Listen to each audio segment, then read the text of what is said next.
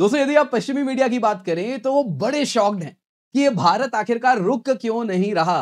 दोस्तों अगर आप इकोनॉमिस्ट की बात करें तो वो एक नया आर्टिकल निकाले जिसमें वो कह रहे हैं कि भाई अब भारत का क्या करे, इससे पाकिस्तान के साथ काइनेटिक वॉर भी कर लिया, ट्रंप ने टैरिफ वॉर भी कर दिया, अभी भी सबसे ज्यादा टैरिफ लगाया हुआ है, लेकिन भारत की अर्थव्यवस्था उसको देख के लग रहा है मानो जैसे वो रुकने का नाम ही नहीं ले रही, उसको कोई फर्क ही नहीं पड़ रहा।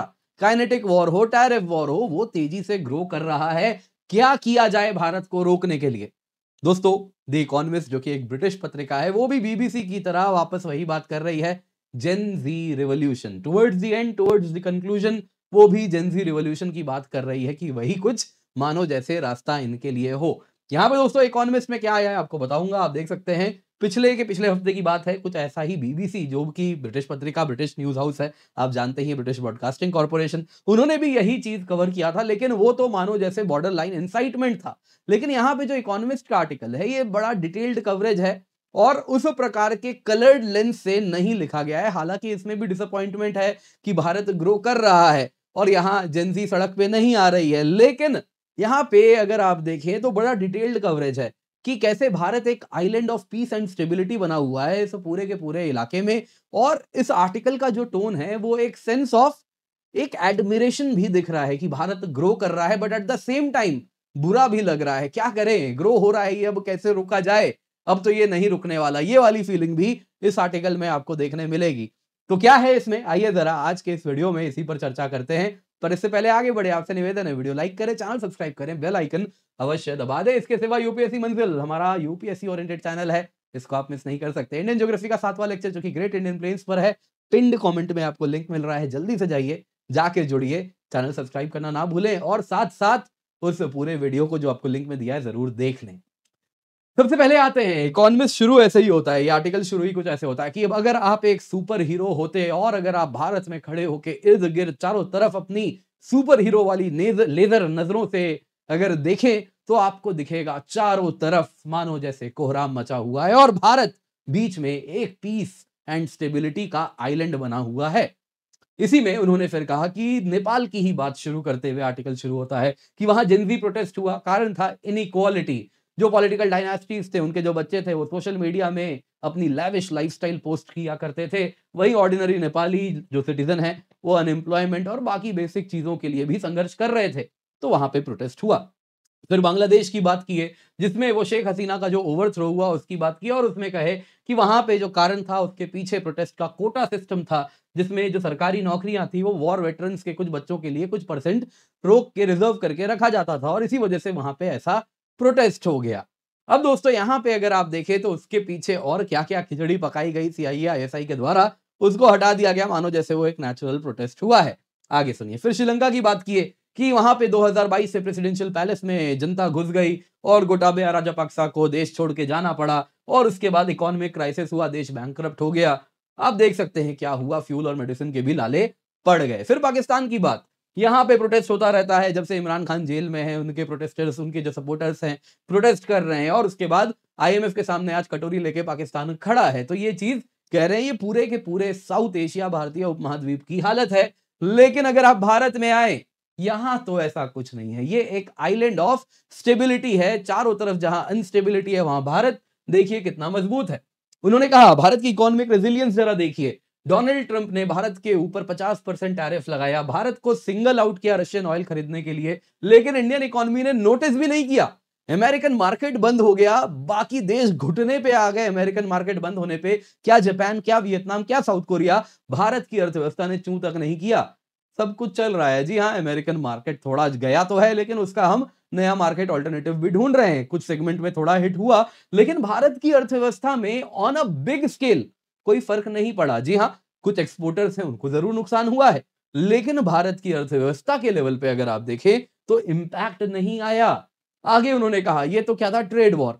आगे उन्होंने कहा काइनेटिक वॉर, पाकिस्तान के साथ न्यूक्लियर आर्म्ड पाकिस्तान है ना, उसके साथ हम इस प्रकार का मिसाइल शूटिंग वॉर कर रहे हैं, लेकिन कोई फर्क ही नहीं पड़ा। भारत की अर्थव्यवस्था उसको भी हंसते हंसते ले जा रही है।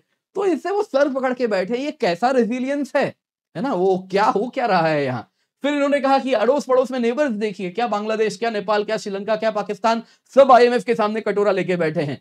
भारत वहीं देखिए इकोनॉमिक रिजिलियंस ऐसी है कि भारत का जो 10 ईयर गवर्नमेंट बॉन्ड यील्ड है वो लेस देन 7% है, बाकी इन सब देशों का 12% के ऊपर है, जो कि डबल के करीब है। ये दिखाता है कि भारत की जो सरकार गवर्नमेंट सिक्योरिटीज जो बॉन्ड भी उठा रही है वो कितनी स्टेबल है, भारत की अर्थव्यवस्था पे दुनिया कितना भरोसा कर रही है।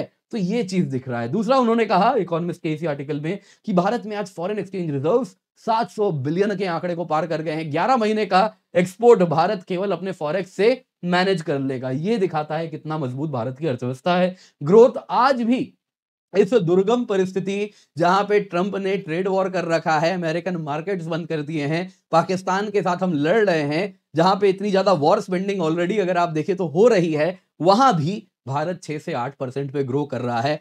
अब इकोनॉमिस्ट सर पकड़ के बैठे हैं, ये क्या हो रहा है, कैसे रोका जाए। यहां पे दोस्तों इन्होंने ये भी कहा इसी आर्टिकल में, मैं नहीं बना रहा, उसी आर्टिकल में है, तो इससे पहले आप मुझे कहें कि ये पुराना इतिहास बताने की क्या जरूरत थी, उस आर्टिकल में है इसलिए आपको बता रहा हूं। भारत में ऐसा ही हमेशा नहीं रहा है। भारत भी अपने अड़ोस पड़ोस के देशों के जैसा ही अनस्टेबल रहा करता था इंडिपेंडेंस के बाद से। ये भी भारत का इतिहास है। जस्ट लाइक पाकिस्तान, नेपाल, श्रीलंका, हमारी भी अर्थव्यवस्था चरमराती थी टाइम एंड अगेन।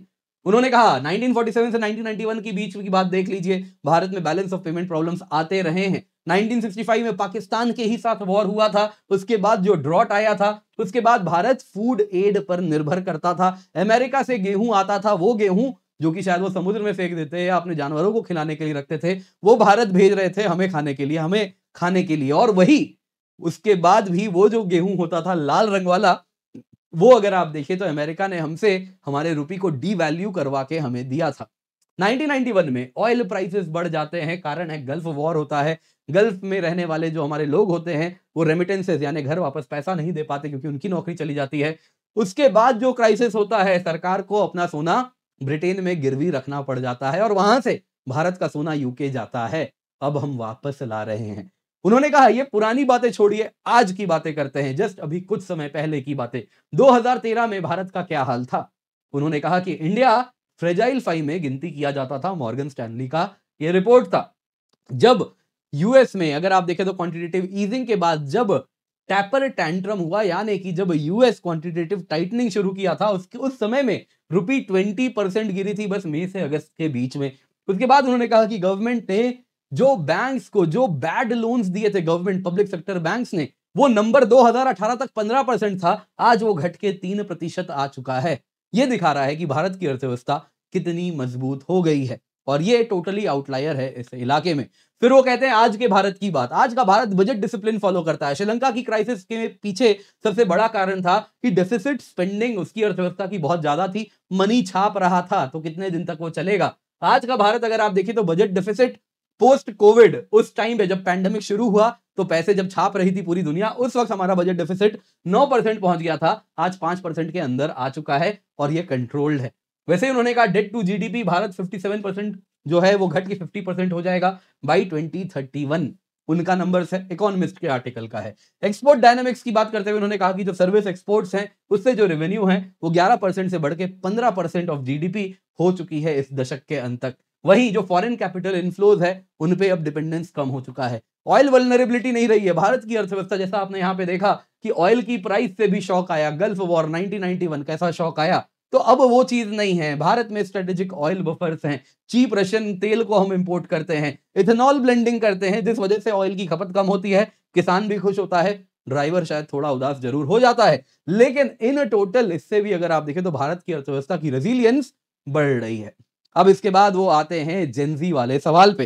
देखिए इकोनॉमिस्ट खुश नहीं है, वो खुश नहीं है। वहां पे ब्रिटिश मीडिया में सवाल पूछा जा रहा है जेनजी क्यों नहीं भारत में विद्रोह कर रहा, तो वो कारण बता रहे हैं अपने रीडर्स को, इस वजह से नहीं कर रहा। तो ऐसा नहीं है वो खुश है कि भारत तरक्की कर रहा है, बिल्कुल भी नहीं, ये गलतफहमी मत पालिएगा। तो बीबीसी का जो आर्टिकल है जो 22 अक्टूबर के आसपास आया, उसमें तो बॉर्डर लाइन इंसाइटमेंट था, सॉर्ट ऑफ अपील कर रहे हैं जेनजी प्रोटेस्ट करो, है ना। फिर उन्होंने कहा जेनजी भारत का डरता है इसलिए प्रोटेस्ट नहीं करता है। उसी में कहा बीबीसी के आर्टिकल में जेनजी को डर लगता है, उसे एंटी नेशनल कह देंगे तो वो इसलिए प्रोटेस्ट नहीं करता। तो ये सारी बातें हो रही हैं। वही दोस्तों इकोनॉमिस्ट का जो आर्टिकल है वो कहता है नहीं नहीं, इंडियन ऑप्टिमिस्टिक हैं, जो भारत के लोग हैं वो होपफुल हैं कि आने वाला भारत बड़ा अच्छा भारत होगा। तो इसमें रैपिडली ग्रोइंग भारत में क्या जरूरत है प्रोटेस्ट करने की। हालांकि फिर वो कहता है नहीं देखिए डिसकंटेंटमेंट भारत में लोगों को है, लेकिन वो ऑप्टिमिज्म भी देखने मिलता है। अब मेरा यहां पे एक सवाल है, जितने भी पश्चिमी मीडिया हैं, आप ये क्यों बार-बार कहते हैं कि भारत में रिवॉल्यूशन होगा? मेरा कहना है देखिए अमेरिका में अभी इतना बड़ा प्रोटेस्ट हुआ, लोग सड़क पे आए, क्या वहां पे किसी ने कहा रिवॉल्यूशन होगा, ट्रंप घुटने टेके, उसका तख्ता पलट हो जाए? क्या ये सवाल भी आया? क्या किसी मीडिया ने ये सवाल पूछा? क्या अमेरिका में वो जेनजी मूवमेंट आ गया है, जेनजी रिवॉल्यूशन ट्रंप को उठा के फेंक देगा? जनता है ना वो गद्दी खाली करो, जनता आ रही है। क्या वहां पे ये सवाल पूछा गया? फ्रांस में अभी प्रोटेस्ट हुआ मैक्रों के खिलाफ, एक बार नहीं, दो बार नहीं, न जाने तीसरी चौथी बार ये प्रोटेस्ट हुआ है पिछले 1 साल में। हर 2 महीने में तो प्राइम मिनिस्टर बदल रहा है उनका। तब भी वहां पे किसी ने नहीं कहा कि फ्रांस में गद्दी खाली करो, जनता आ रही है ना? ये रिवॉल्यूशन कहीं भी किसी ने नहीं कहा। तो ये सवाल भारत के लिए क्यों? क्यों ये सवाल आप भारत के लिए पूछते हैं? देखिए प्रोटेस्ट करना अलग चीज है, रिवॉल्यूशन होना अलग चीज है।